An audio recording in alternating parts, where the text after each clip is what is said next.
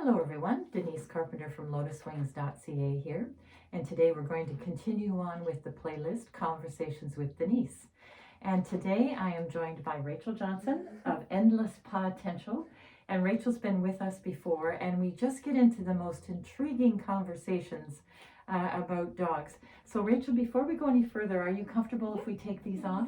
It makes the audio much more clear, and neither one of us has COVID, and we're all good that way, and we're more than 6 feet apart, so we're great. So today, Rachel Johnson of Endless, ENDLESS, PAW, Potential, is going to discuss about food aggression. Like that's got to be a big topic. For a lot of dogs. Yes, yeah. And especially if people are getting puppies now, you really want to be aware that you're making sure the dog doesn't have any aggression. As even like 8 weeks when you bring them home, start putting your hands in their dish, petting them when they're eating.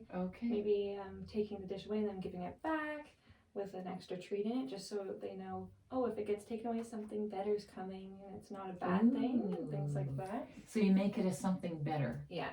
For the puppies. Yeah. And is that, are most dogs food aggressive? Like, is that a typical, is that just a dog trait? It's a natural behavior to be food, like, to say, like, this is mine, claiming things. So, like, with Layla, my older dog, she is food aggressive towards other dogs. Not that she'll run up, charge at the dog and bite them or anything, but if they come near her bowl, she's like growls and goes, this is mine. Yeah.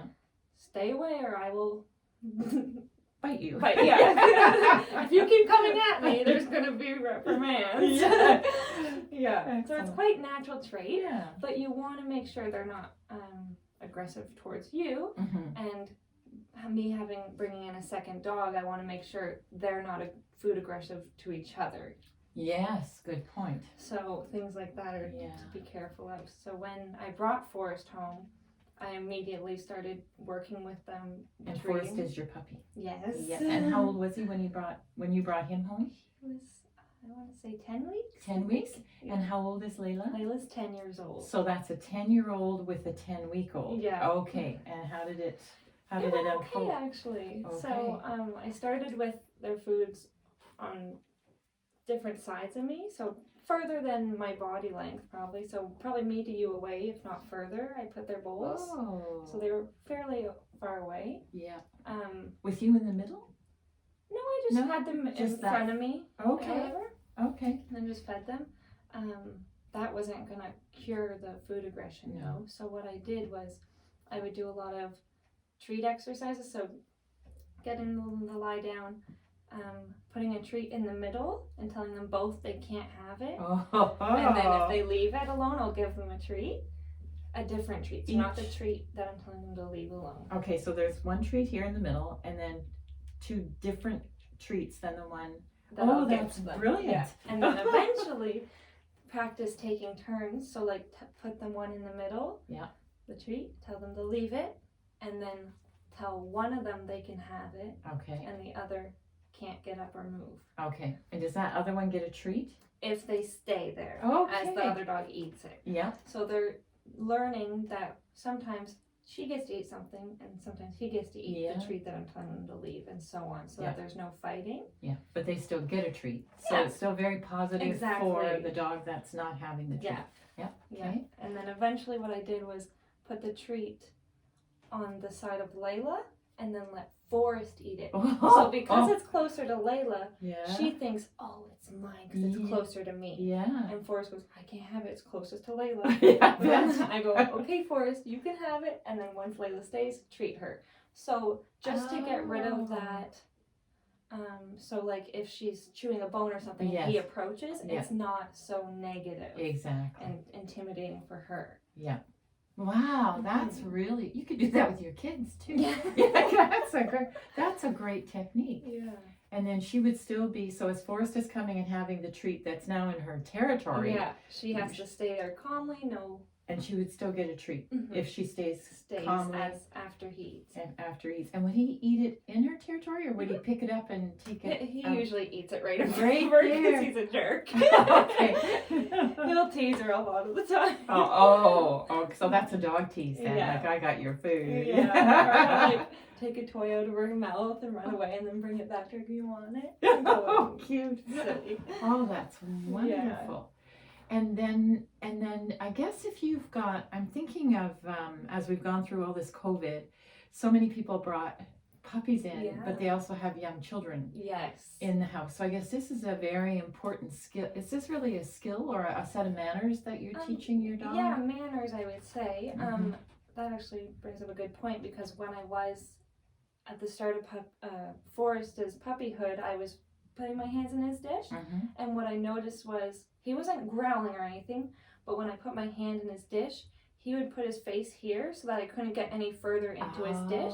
So say it's like, hey, get away from it. Yeah, good. And then he became a little stiff once I did put my hands in his bowl. So those are little signs to say, oh, this is the start of him not feeling comfortable with me in his bowl. Yes. And so with those little cues, even though he's not growling or biting me yet. Yeah. Thank God I got on it soon. Yeah. So I practiced putting my hand in, and if he didn't put his hand close to me, I would treat him. Okay. Or walk towards his bowl, put a treat and walk away, so that me approaching the bowl is a positive thing, not a bad thing. Yes, okay. And then when I was doing that, I did that for a while, and then I noticed he became less stiff. He wasn't pushing my hand out of the dish, which was good.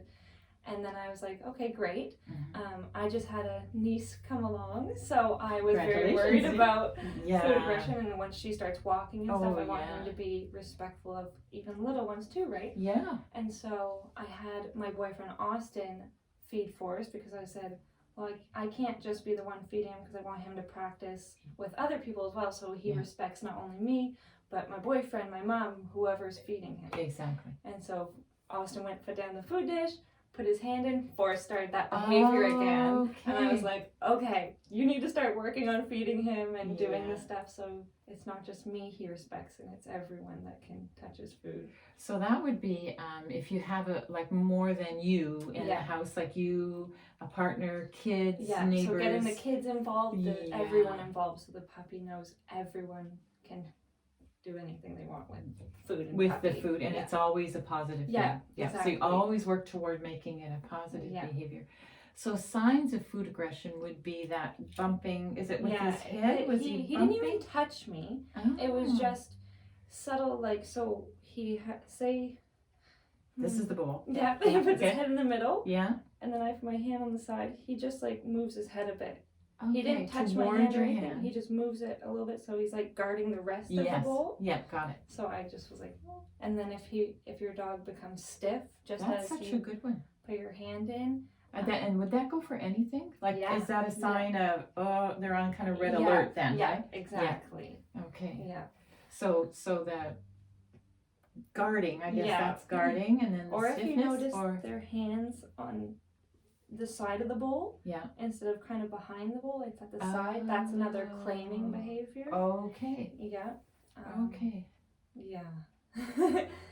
And then if you're adopting like a rescue dog, you might not want to start with just putting your hands in the dish and just doing that, because that could end in problems, especially if they're have a bit older, like a year or even like 6 months even. And if they've been a street dog, then they've had to fight for their food. So they would probably naturally have that aggression. So what you might want to start with, instead of just going in, is maybe tossing a treat towards their bowl, or petting the back end of them, not the front end, because you don't want them to bite the back end. And then see if they become stiff, or if they're comfortable with it, and then proceed further. So what are the signs if the dog's not comfortable, other than say you're petting them and you feel them stiff, so that they're not comfortable, so you need to change that? What else would you look for?